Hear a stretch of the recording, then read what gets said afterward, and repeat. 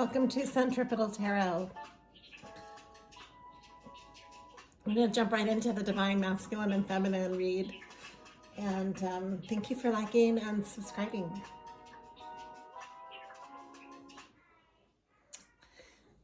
The energies have been pretty intense. I had to actually step away for a week before doing this reading.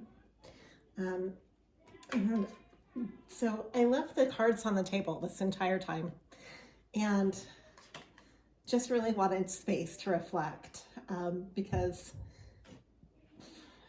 the feeling of everything has been really overwhelming. And I'm sure you can see from the cards. So we're starting with, there's an enormous simultaneous, I've never seen a double tower like this in any deck that I've used. This is the jungian based deck. I'm still getting to know this deck. It's kind of unique. So anyways, this came out as the main energy of the read. And then I've got next to it the Hangman. So Simultaneous Towers for both Divine Masculine and Divine Feminine is going on. And there is an energy of hanging out, gaining a new perspective. And what's interesting about it is when I look into this hanging out energy, this is what I'm seeing.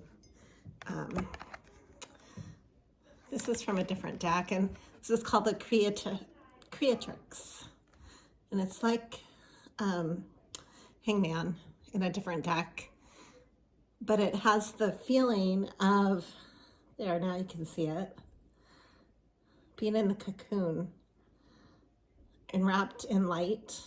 It's like a cocoon of light going on. Maybe like in time, space, and light.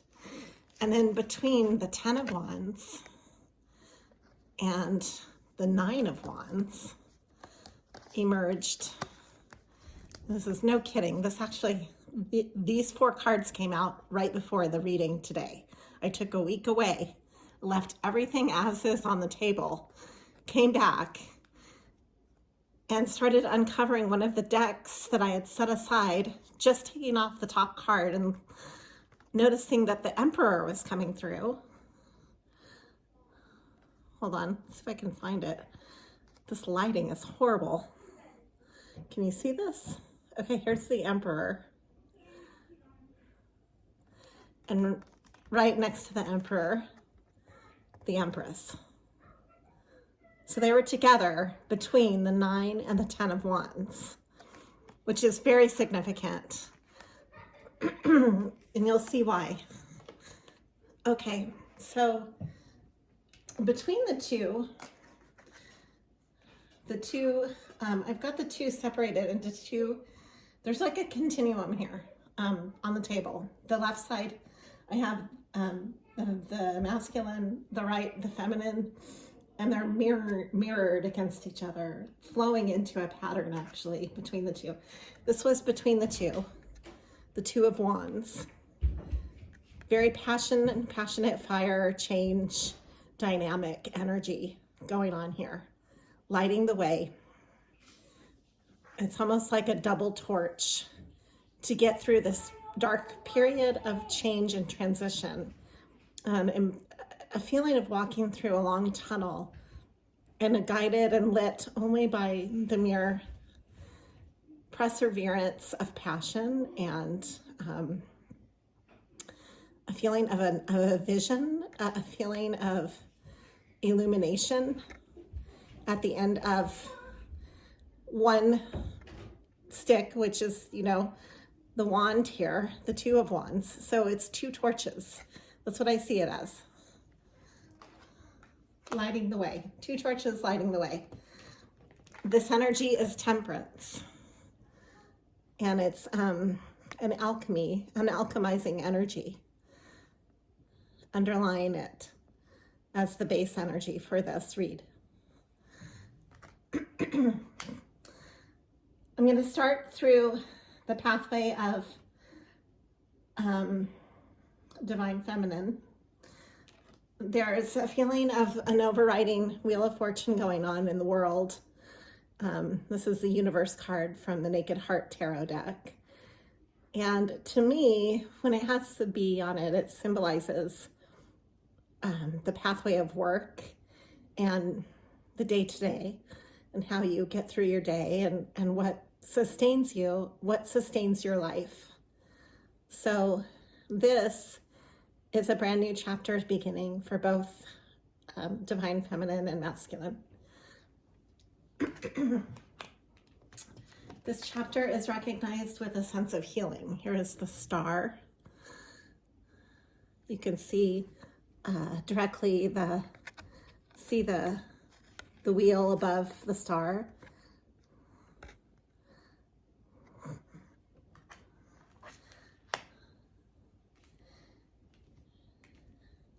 And I have here the Queen of Cups. So there is an element of healing the heart and healing the emotional body. The way this is healing and the way the world is healing, or the sense of abundance in divine feminine's pathway, is the Ten of Pentacles. Really beautiful, stable energy. This fulfillment of solid integrity and sustainability.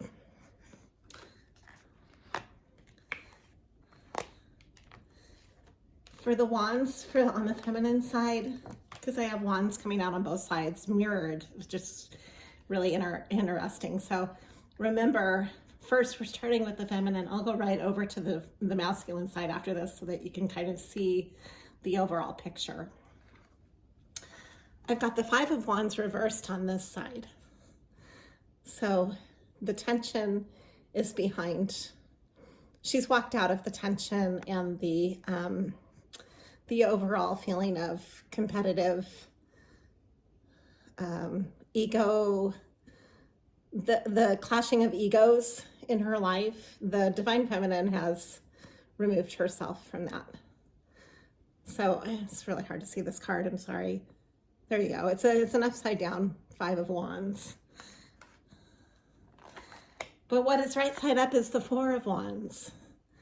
And it's very victorious for her. It's a very solid Four of Wands, because the reason I say this is that prior to this, leading up to this, I have the Three of Wands. And I see this as the divine feminine taking a stand for not only her own pathway, but the pathway. So I see the two, remember the Two of Wands right here, representing the feminine and the masculine. So the Two of Wands are within this card. Take that two, and now it becomes three. And the third wand is for the pathway of merging within one's passionate work. So there's three where there used to be two. And then eventually,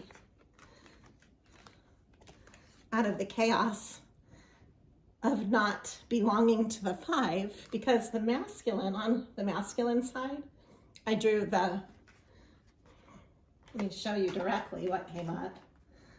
I drew the King of Cups mirrored to the feminine Queen of Cups, and the Five of Wands upright from the Jungian deck. So he is also healing his heart space and emotional body, and he is actually in the middle of conflict and competitive energy, a feeling of being in the middle of the fire, so to speak. He is in the middle of the fire. The divine masculine is moving towards the Eight of Wands. The divine feminine represents four of those. Four usually stands for union on some level, a level of solid It often stands for marriage in the wands in the typical tarot decks, but it doesn't have to. It can also have a feeling of just solid rejoicing, solid contentment. The Eight of Wands speaks of communication, movement, travel. All of this is coming through as if in a, what I see this as the reverberating or magnetized Four of Wands coming through as the Eight of Wands, like double the energy, you know? So the 5 plus 3 on the feminine side equals 8. And then we have the 5 upright on the other side, and the Ace of Wands is over here on the masculine side. I see this as the masculine learning to tame his tiger, so to speak, which sounds really funny to say, but that's immediately what I thought when I saw this picture, that there's a tiger energy with the masculine that is almost like instinctual, animal, primitive.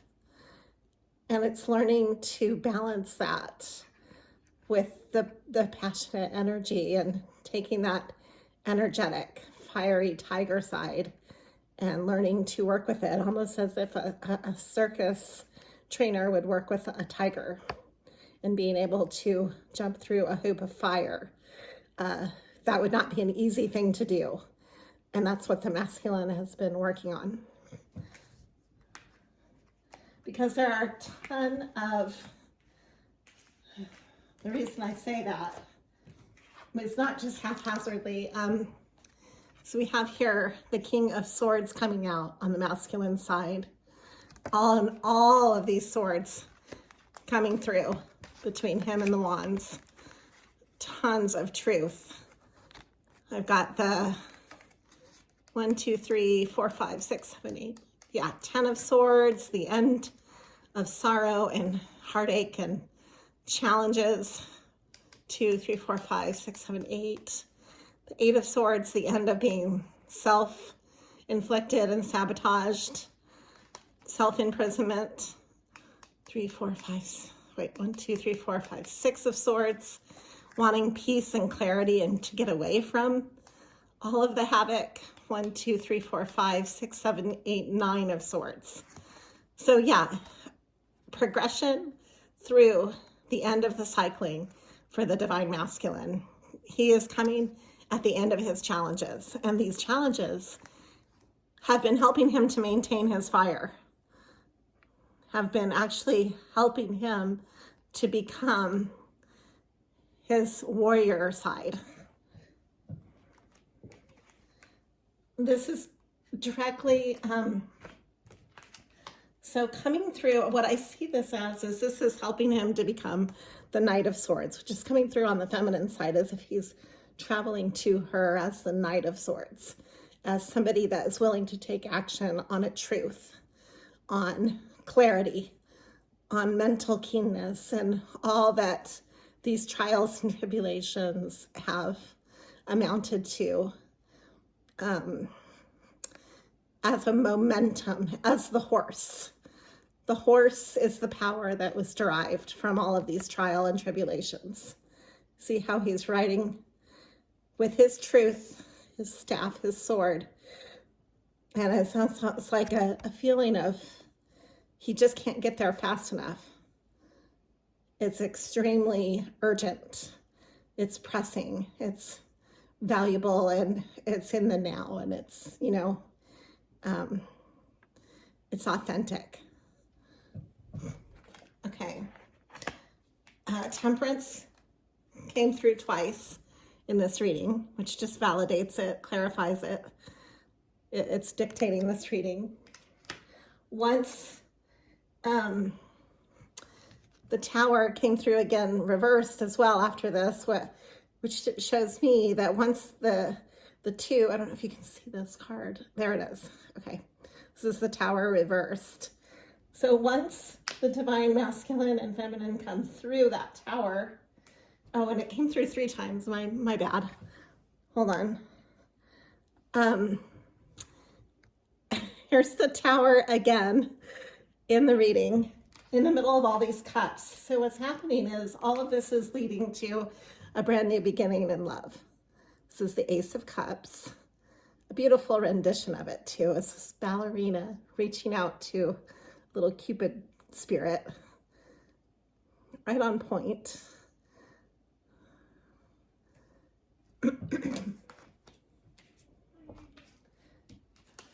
We also have the Queen of Swords to the King of Swords. And all of these wonderful cups are coming through. The upside, the reversed 5 of Swords is in the middle of all these cups. I think this is like, despite the challenges, this is prevailing. This is a beautiful card. Akin only to the Naked Heart Tarot with movement of cups. It has a whale, almost, so it's a humpback whale in the motion of the waves with, I'm sorry, I've been having asthma really bad today. I'm having a hard time breathing, and I've been feeling this energy's been really, really intense this whole week. I haven't been able to do any readings. Just been really engulfed in everything and super busy. So finally getting to this today. I've got the 4, the 6, and the 9, and 10 of Cups all together came out here. So this stable energy with the emotional body, the stability of the 4, representation of the past, that magical, nostalgic connection of the past, with the 6 of Cups, the 9 of Cups, the ultimate wish fulfillment, and almost like, I love this rendition of it. It shows the moon cycling to this precipice. So it's almost like a cyclic awareness, like having a wish fulfillment over a period of time is what I think that represents. And then we have the 10 of Cups. Really beautiful.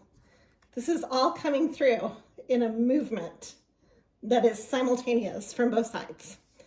And then the messages that I read for these, I got one for each side. For the Divine Feminine, her message is, or what I would read to the Divine Feminine energy would be, I am a spirit having a human experience, and I'm here to get closer to love.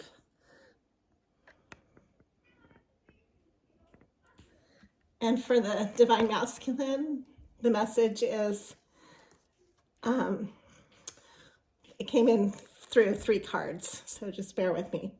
When I lean toward love, I am led. I find a deeper meaning and personal growth amid the discomfort. Happiness is my birthright. Happiness is my birthright. And that is all I have today for the Divine Masculine and Feminine. The overall message, I choose love no matter what. That's what this card says. I'm going to end the reading on that. Thank you for liking and subscribing to Centripetal Tarot.